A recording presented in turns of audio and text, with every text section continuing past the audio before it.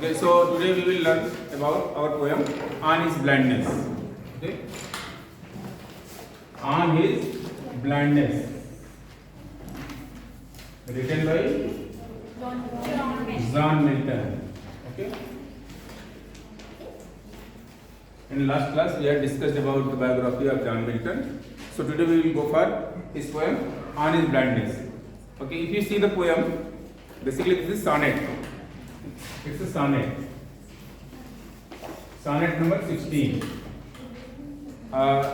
It was first time published in Milton's poem 1673.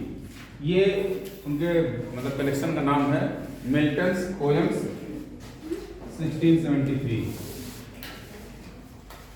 ठीक है, Milton's 1673 poems.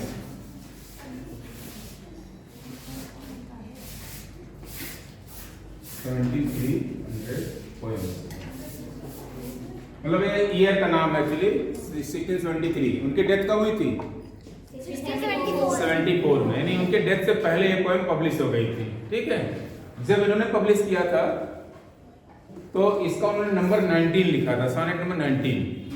But publisher या जैसे भी हुआ एडिटर ने क्या किया, जो भी है उसका नंबर 16 कर दिया. तो एट प्रेजेंट में दिस सोनेट नंबर इज 16. हालांकि एमसीक्यू में नहीं आएगा, लेकिन देखो नंबर तो कहीं से भी आ सकता है. ठीक है, क्वेश्चन बन सकता है. तो एक लाइन याद रख लीजिए कि this is sonnet number 16 exam में अगर आता है. अगर 19 देता है तो वो भी वही है. ठीक है, 19 16 नहीं किया यहाँ पे. पहले उन्होंने 19 किया था, लेकिन बाद में 16 करके पब्लिश हुई. जब पब्लिश हुआ तो 16 नंबर पर आ गया ये सोनेट. सो ये सोनेट नंबर 16 है. One more thing to note here, its original title was,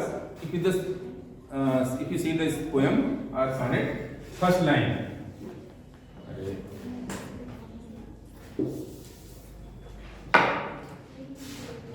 क्या है पहली लाइन? when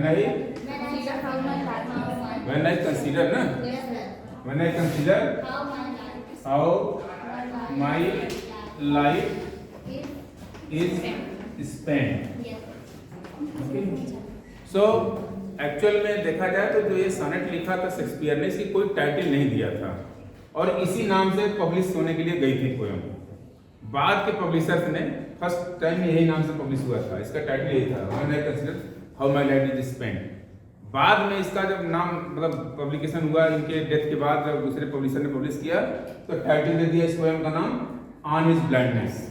ठीक है, तो अगर एमसीक्यू में आता है कि what was the original title of Milton sonnet 16 sonnet number 16, तो आपको ये अगर ऑप्शन आए तो ये मार सकते हैं. ठीक, इसको कर दीजिएगा. और नहीं, वैसे इतना टिपिकल मुझे नहीं लगता कोई बनाएगा पेपर. ठीक है, मुझे नहीं लगता कि इतना टिपिकल कोई बनाएगा. बट फिर भी आपकी जानकारी के लिए इसका जो ओरिजिनल नाम था उसकी जो पहली लाइन है वही है, when I consider how my life is spent. Okay, basically this poem is, इसके सब्जेक्ट मैटर को समझ लीजिए, फिर धीरे धीरे आपको आ जाएगी. मैंने कल भी बताया था कि जो मिल्टन का सोनेट है, इसका जो स्ट्रक्चर फॉर्म है किसका है? फॉर्म पेट्रार्कल है. ठीक, जो फॉर्म है इनका पेट्रार्कल है. बट ये डिफर करता है अन्य से, मतलब पेट्रार्कल से मिल्टॉनिक डिफर करता है. किस चीज में? यस, दो चीजों में, subject matter and line length. ठीक है, जो लोग नए हैं उनके लिए बता दें कि जो पहले सोनेट से लिखे जाते थे या लिखे गए हैं, पेट्रार्कन के हो चाहे किसी और के भी हैं, तो उसका जो मेन सब्जेक्ट होता था लव होता था, पैशन होता था. ठीक है, इंटेंसिटी जिसको कहते हैं जैसे. सो यहाँ पे जो सब्जेक्ट है ये लव नहीं है. ठीक है, यहाँ का जो सब्जेक्ट मैटर ये काफी कॉम्प्लेक्स मैटर है. ठीक है, तो इसका जो सब्जेक्ट मैटर वो काफी कॉम्प्लेक्स रहेगा. ठीक है, देन लाइन लेंथ, मतलब जो length of the line, it must be iambic pentameter, means 10 syllabic, but sometimes you find that Shakespeare has extended the length of the line. इनके में देखेंगे कि कोई कोई लाइन बहुत लंबी होती है, जैसा मैंने कल एक्सप्लेन किया था मान लीजिए कि पेपर है और इस पे लाइन इस तरह से लंबी जा रही है, ठीक है।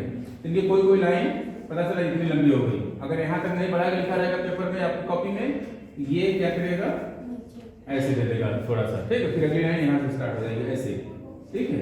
इस तरीके से मिलेगा। तो इसको कहते हैं इंजैम्बमेंट, इंजैम्बमेंट या run over the line. Run over the line मतलब एक लाइन के और जो बाहर निकल जाना, ठीक है। सो इन दो वजहों से मिल्टन के सॉनेट हैं वो थोड़ा सा डिफर कर जाते हैं पेट्रार्कन से। और सेम इनका जो स्कीम है, राइमिंग स्कीम सेम है, ठीक है। A B B A B B A C D E C D E, okay. ये राइमिंग स्कीम है, अभी हम लोग देखेंगे पोएम में भी मिलेगा। पेट्रार्कन का भी सेम है, बट पेट्रार्कन से मिल्टॉनिक में ही डिफरेंस है केवल ये सब्जेक्ट मैटर का प्लस लाइन का, ठीक है, लाइन लेंथ जो है। ये दो वजह से मिल्टन को अलग कर दिया गया, कैटेगराइज कर दिया गया है और मिल्टॉनिक सॉनेट कहा गया है, ठीक है। आई होप कि मिल्टन का जो सॉनेट है या मिल्टॉनिक सॉनेट है ये पेट्रार्कन से कैसे डिफरेंट है क्लियर हो गया होगा, okay. So let us see our poem on his blindness. You can open this book, okay. See, when I consider how my light is spent, okay, here the word light, light,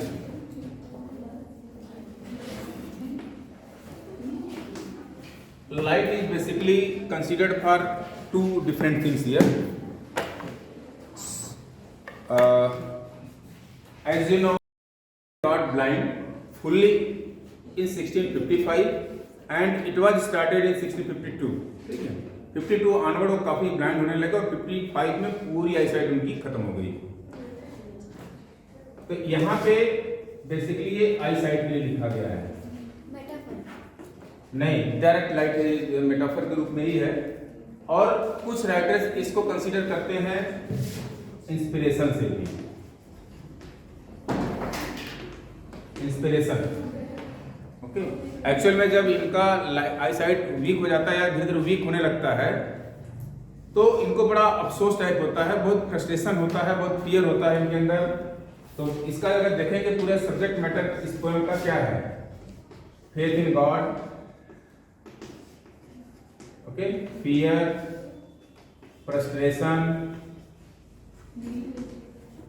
फिर patience, okay, believe in God, वही faith in God लिख सकते हैं। ये सारी चीजें हैं इसमें। Moreover he was very much revolutionary, ठीक है।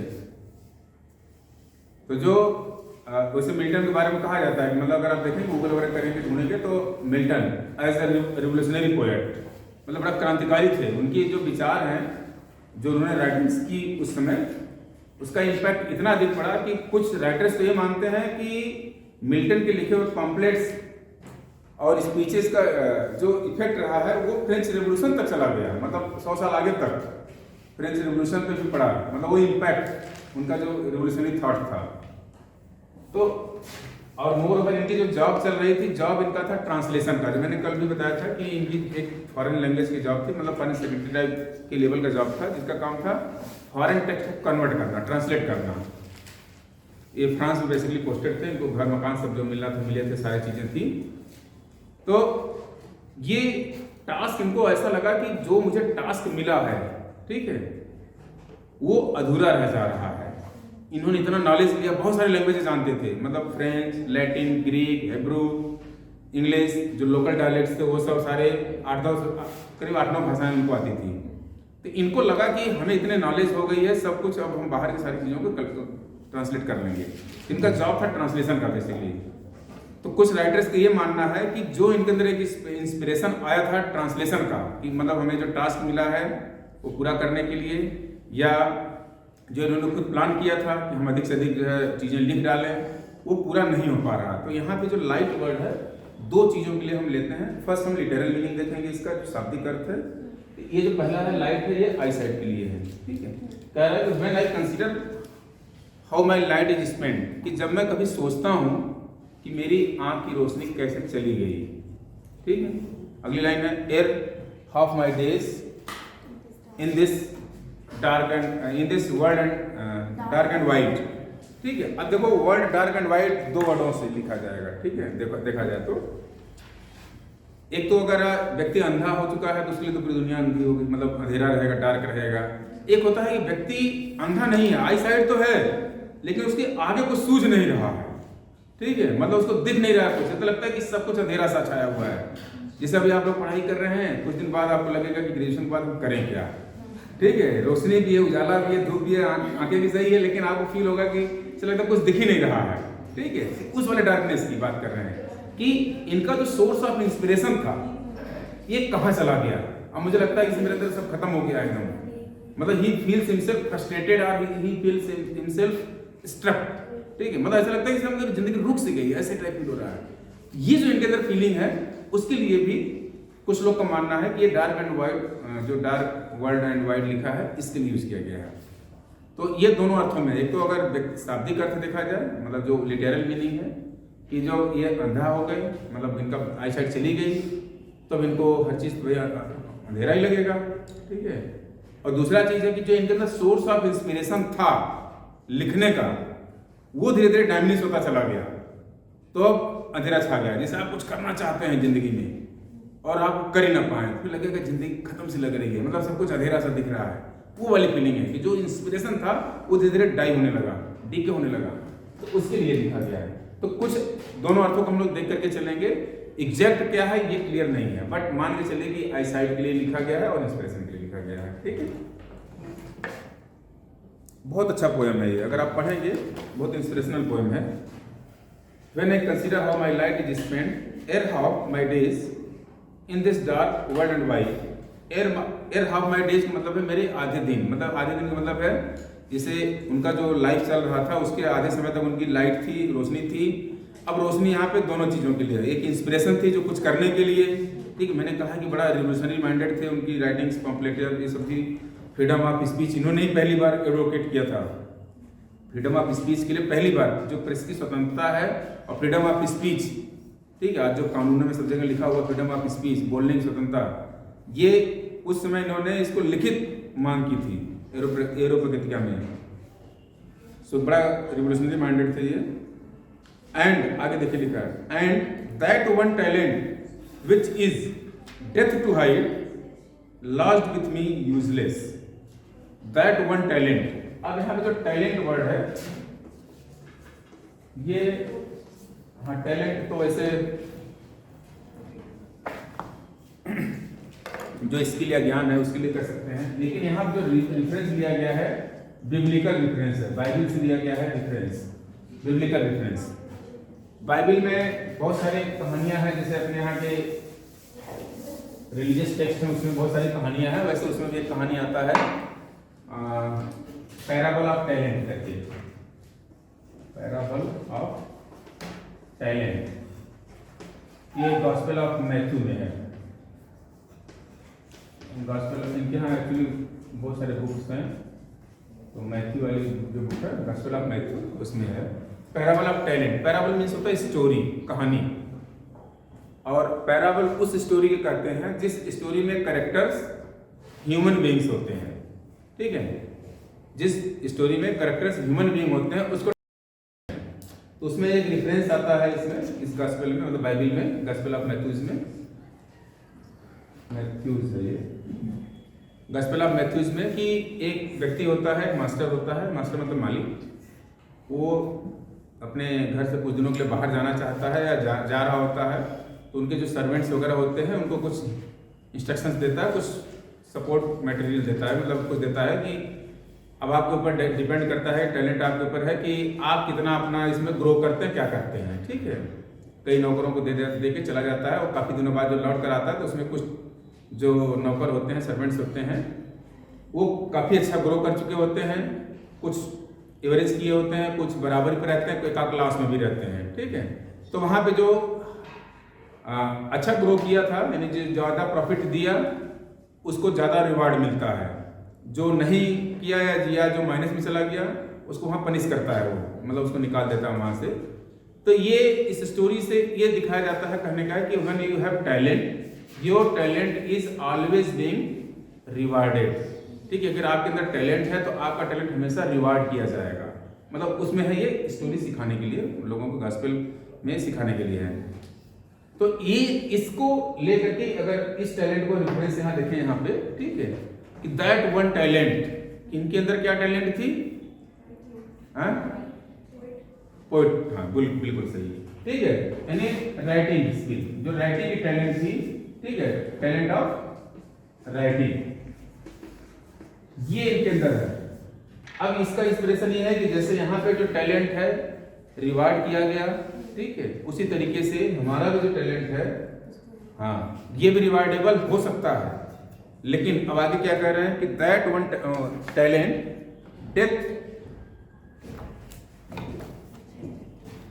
टू हाइड, मतलब वो टैलेंट जिसको लग रहा है कि अब मृत्यु हम इसको छुपा डालेगी, यानी खत्म हो जाएगा मृत्यु के साथ। लॉस्ट विथ मी यूजलेस, कि मतलब ऐसा लग रहा है कि अब ये टैलेंट मेरे लिए व्यर्थ हो गया है। क्यों? क्योंकि आई साइड जब चली गई तो उनको लगा हम लिखेंगे कैसे, ठीक है।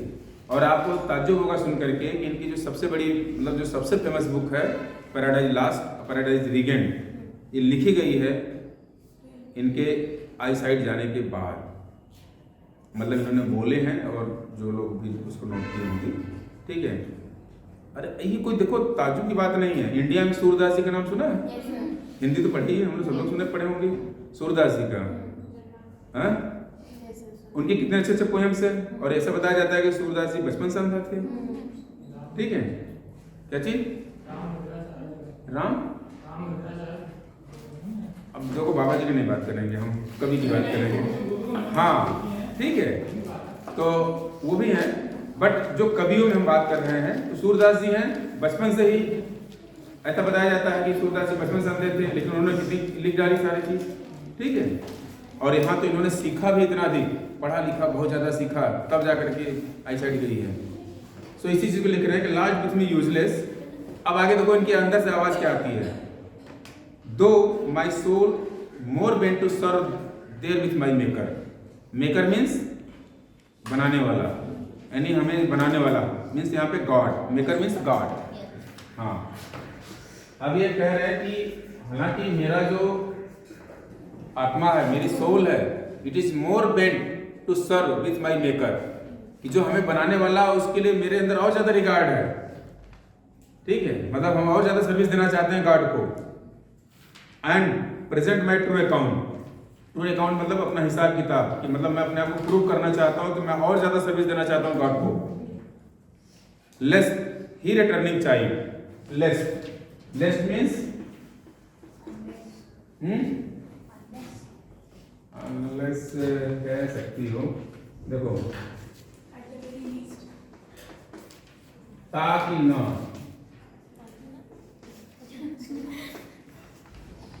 सो दैट नॉट, लेस्ट मीन्स, ठीक है। तो lest he returning child,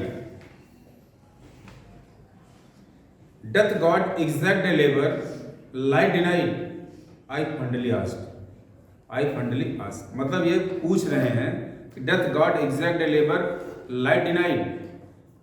exact labour actual में ये माना जाता है रिलीजियसली, कि अपने यहाँ भी कहा जाता है ना कि जब व्यक्ति मरता है तो मरने के बाद उसके कर्मों का हिसाब किताब ऊपर होता है, ठीक है। उसी तरीके से इनके में भी ऐसे ही है कि अगर व्यक्ति होता है तो गॉड अगर किसी को पनिश कर रहा है या कुछ उसके साथ हो रहा है तो ये एग्जैक्ट लेबर अवार्ड है या रिवार्ड है उसका, कि मतलब अगर आपके साथ कुछ घटित हो रहा है तो ये स्वतः नहीं हो रहा है, it is because of God, ठीक है। ये कह रहे हैं कि to serve therewith my Maker and present my true account, lest he returning child, doth God exact labour light denied, ठीक है। यहाँ पूछ रहे हैं कि क्या ये जो हमारा लाइट चला गया, डिनाइड है, यानी हमको लाइट देने से मना कर दिया या हमारी आई साइड चली गई, क्या ये ईश्वर का एग्जैक्ट डे लेबर है? एग्जैक्ट डे लेबर का मतलब है कि जो अंतिम दिन का पनिशमेंट, यानी हिसाब किताब करके जो फाइनल कंक्लूजन निकलता है उसके लिए। आई फंडली आस्क्ड, मतलब इन्होंने उत्सुकतापूर्वक पूछा। अब इसके बाद देखो इनके अंदर से आवाज आती है, बट पेशेंस, पेशेंस मतलब धैर्य, patience is personified here, personification है यहाँ पे, but patience to prevent that murmur, यानी उनके अंदर मन में जो एक मरमर आ रही थी कि क्या हमारे साथ ऐसा क्यों हुआ, मतलब तमाम जो क्वेश्चंस रेज होते हैं मन में कि आखिर हमारे साथ ही क्यों हुआ, हम इतना मेहनत किया, हम इतना पढ़े, हम और करना चाहते थे, हम बेहतर करते ईश्वर के लिए भी, समाज के लिए, लोगों के लिए, लेकिन हमारी आई साइड चली गई। ठीक है, यानी जो तमाम तरह के क्वेश्चंस थे उस क्वेश्चंस को जवाब देने के लिए उनके अंदर से पेशेंस आता है। पेशेंस कहता है but patience to prevent that murmur soon replies. ठीक है, यानी वो रिप्लाई करता है, क्या कहता है, God does not need either man's work or his own gifts, who best bear his mildly oak, they serve him best। ये मानना है यहाँ के इनके अनुसार कि God does not need either man's work, कि ईश्वर आपके कार्यों से खुश नहीं होता है, यानी आप सोचे कि कुछ हम उसके करके उसको लोग प्लीज करें, उससे ईश्वर खुश नहीं होता है, ना ही आपके गिफ्ट से, ना ही आपके चढ़ावे से, यानी आप कोई गिफ्ट दे रहे हैं, कुछ कर रहे हैं, उससे नहीं खुश होता है। फिर किससे होता है, who best bear his mild yoke। ठीक है, माइल्ड योग समझते हैं, एक्चुअल में योग होता है, जुआ बोलते हैं, ये गैम्बलिंग नहीं। जब बैल दोनों आपस में चलते हैं तो उनको एक दूसरे को आपस में बांधे जाते हैं जब, ठीक है, तो उसको जुआ कहते हैं, हिंदी में तो जुआ कहते हैं। और उन बैलों को हाँकने के लिए हल्का सा आप उसको टैप करते रहते हैं बैल को, तो चलते रहता है। तो इनका मानना है कि बेस्ट कौन है, who best bear with his mild yoke, यानी ईश्वर के द्वारा दिए गए थोड़े बहुत कष्ट या थोड़े बहुत जो कार्य हैं उसको जो सह लेता है वही बेस्ट सर्विस है ईश्वर के लिए। कि who best bear with his mild yoke they serve him best, his state is kingly. मतलब जो पेशेंस कह रहा है कि तुम्हारे छोटे से गिफ्ट या तुम्हारे थोड़े से चढ़ावे की जरूरत ईश्वर को नहीं है, या ना ही तुम्हारे छोटे मोटे कर्मों की, कि उसको खुश करने के लिए।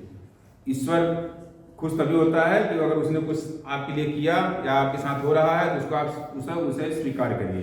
ठीक है, यानी एक्सेप्टेंस की बात कर रहा है यहाँ पे। अब आगे बता रहा है कि हिज स्टेट इज किंगली, यानी जो ईश्वर है उसका स्टेट, उसका राज किंगली है, राजा की तरह है उसका। Thousands at his bidding speed and post over land and ocean without rest, they also serve who only stand and wait। जो लास्ट लाइन है इसको आप एकदम रट घोट जाइएगा, ये बहुत इंपॉर्टेंट लाइन है और हमेशा यूज होते रहता है। They also serve who stand and wait। ठीक है, अब देखो यहाँ पे क्या बताया जा रहा है, ये भी एक बिब्लिकल रेफरेंस है। जो रिलीजियस टेक्स्ट है ज़्यादातर ऐसे ही मानते हैं कि ईश्वर ऊपर है, उसका एक अपना अलग साम्राज्य है और वहाँ बहुत सारे एंजल्स होते हैं और उसके एक इशारे पे हजारों दौड़ आते हैं। ठीक है, एंजल्स में हजारों एंजल्स दौड़ आते हैं उनकी सेवा के लिए। ये जो एक बनाया गया है फिगर माइंड में लिया, हम लोग को बताया गया है इस तरह से रिलीजियस टेक्स्ट के माध्यम से, उसी चीज़ को यहाँ पे रेफरेंस रूप में लिखा गया है। कह रहा है कि his state is kingly, his का मतलब यहाँ पे कौन है, गॉड, गुड, गॉड के लिए। His state is kingly, thousands at his bidding speed, मतलब बिडिंग होता है ना, बिडिंग समझते हैं ना, नीलामी जो कहते हैं कि मतलब जो सबसे अधिक, कि मतलब थाउजेंड्स इतनी स्पीड में दौड़ रहे हैं दूसरे से कंपटीशन करके। ठीक है, एंड पोस्ट ओवर लैंड, ठीक है, हर तरफ से, मतलब जमीन से, समुद्र से, हर तरफ से उसकी सेवा की दौड़ रहे हैं। तो ये कह रहे they also serve who only stand and wait. ये जो लास्ट लाइन है ये बहुत इंपॉर्टेंट है, ये भी बिब्लिकल रेफरेंस है। यहाँ पे रेफरेंस क्या है, they also serve who stand and wait, they also serve who only stand and wait. अच्छा, जो केवल खड़ा है और इंतजार कर रहा है वो कैसे सेवा कर रहा है, अटपटा नहीं लग रहा है, थोड़ा सुन के लग रहा है ना। लास्ट लाइन को देखो ध्यान से, they also serve who only stand and wait, कि जो केवल खड़ा है और इंतजार कर रहा है वह भी सेवा दे रहा है या सेवा कर रहा है। ये कैसे है रेफरेंस इसका, ऊपर अभी आपको बताया कि हिज स्टेट इज किंगली, कि उसका स्टेट राज्य का है, मतलब राजा टाइप है। आप लोगों ने देखा होगा कि राजा जो होता था अपने दरबार में बैठा रहता था, उसके दरबार के बाहर, दरवाजे के बाहर दो दरबान खड़े रहते थे। ठीक है, ऐसे उनका अपना लिए हुए, ठीक है, बस वो क्या कर रहे हैं, केवल खड़े ही हैं। राजा आया तो हटा लिए, मतलब उसको अंदर कर लिए, फिर जो कर रहे हैं। ठीक है, वो क्या कर रहे हैं, they stand and wait. Wait किसका कर रहे हैं? किंग का। गुड, किंग का, ठीक है, वो भी सेवा कर रहे हैं राजा की। इसको अगर और साधारण शब्दों में समझिए, बाहर देखिए वो एक भैया बैठे रहते हैं प्रचार ऑफिस के, आपको लगता है दिन भर क्या कर रहे हैं, केवल बैठे रहते हैं, लेकिन बस इंतजार करते हैं कि प्रचार जी जहाँ बेल बजाए तुरंत दौड़ के, ठीक है। ये उसी लाइन का है कि अगर आपको लगता है कि नहीं बाकी लोग कुछ नहीं कर रहे हैं, इनको जैसे एक्चुअल में ये है, ये पोएम बहुत तरीके से एनालाइज किया जाता है कि इनकी आई साइड इसलिए चली गई, इनको मतलब इनका खुद को मानना है कि शायद मेरे एरोगेंस एंड प्राइड की वजह से मैं एम सो टैलेंटेड, ठीक है, जैसे इन्होंने करा है कि वो दैट टैलेंट, मतलब इनको लगता है वो टैलेंट केवल इनके अंदर और किसी में नहीं है, प्राइड एरोगेंस हो गया है, ठीक है। तो इसी चीज को इन्हीं का दिमाग या इन्हीं का जो पेशेंस है कह रहा है कि they also serve who only stand and wait, कि तुम ऐसा सोचो कि तुम जो लिख रहे हो तभी देश मतलब ईश्वर की सेवा हो रही है, वो भी सेवा कर रहे हैं जो सिर्फ और सिर्फ खड़े हैं और इंतजार कर रहे हैं, ठीक है। तो ये पूरा मिला करके जो उनके मन में आफ्टर ब्लाइंडनेस जो क्वेश्चंस रेज हुए कि मेरे साथ ही क्यों, ठीक है, कि मैं ही क्यों अंधा हो गया या मेरी आई साइट क्यों चली गई, और इनको लगा कि हमें और बहुत सारे टास्क करने थे, हमें बहुत ज़्यादा लिखना था, वो धीरे धीरे नहीं लिख पा रहे हैं हम। तो ये जो अंदर से रिप्लाई आता है उनके मन में, ठीक है, वही पेशेंस उनका रिप्लाई करता है, दैट मरमर लिखा है ना, जो अंदर से एक मरमराहट है, मतलब मरमर आया, उसको रिप्लाई करता है। लास्ट तक आप देखें कि पूरी रिप्लाई ही है, वो भी सेवा करते हैं जो सिर्फ और सिर्फ खड़े रहते हैं और इंतजार करते हैं, ठीक है। तो with this poem is over. इसमें बिब्लिकल रेफरेंस थोड़ा सा है, एक्चुअली में जितने भी टेक्स्ट होते हैं इस तरह के सारे होते ही हैं, ठीक है। तो इसमें देख लीजिए कुछ फिगर्स ऑफ स्पीच। हाँ हाँ, ओके। तो अभी तो जैसे आपको ये लिखना नहीं है, एमसीक्यू आएगा तो एमसीक्यू हिसाब से पढ़िएगा, अदरवाइज आप जब लिखते एक्सप्लेनेशन वाला तो उसमें रहता है रेफरेंस, कॉन्टेक्स्ट, फिर एक्सप्लेनेशन, बाद में एक नोट लिखते हैं, ठीक है। नोट में क्या देंगे हम, उसका स्टाइल क्या है, स्टेंजा क्या है, राइमिंग स्कीम क्या है, फिगर्स ऑफ स्पीच क्या है, ठीक है। कोई एक्स्ट्रा अगर आपको उसमें इंसिडेंट मिल रहा है, कोई रेफरेंस मिल रहा है, उसका डाल सकते हैं, ठीक है। तो ये चीज़ है। तो इसमें चलिए फिगर ऑफ स्पीच बताइए। हाँ, इलिट्रेशन, पैराडॉक्स भी है, ठीक है। लास्ट लाइन पैराडॉक्स ही दिखता है, ठीक है, लास्ट लाइन पैराडॉक्स ही दिख रहा है ना। हाँ, इलिट्रेशन हो गया, मेटाफर हो गया, ठीक है। और पन नहीं है, कहाँ पे?